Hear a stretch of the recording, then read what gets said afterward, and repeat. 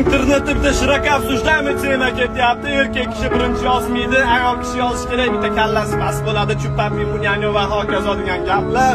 O'zimning fikrimni bildirmoqchiman akalar. Ko'pchiliklar kommentariyalar o'qidim, to'g'ri gap debsizlar akalar. Umuman noto'g'ri gap.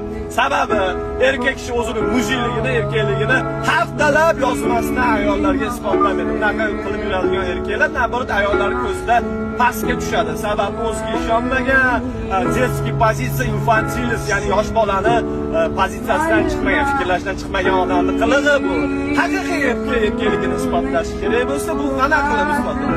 Действия bilan, поступок bilan javobgarlikni o'zini zimmasiga bo'yniga olishi bilan ayol kishini. Shunaqa qilib erkaklar o'zini erkakligini isbotlaydi akalar. Shunaqa erkaklarga ayollar bir narsa degani ham qo'rqadi, bir narsa deb qo'ysa ham normalniy ayollar, qayga chizib o'taman. Normalniy ayollar o'zlari kechirim so'rab, noto'g'ri qilib qo'ydim deb kelishadi. Arziydi shu narsaga.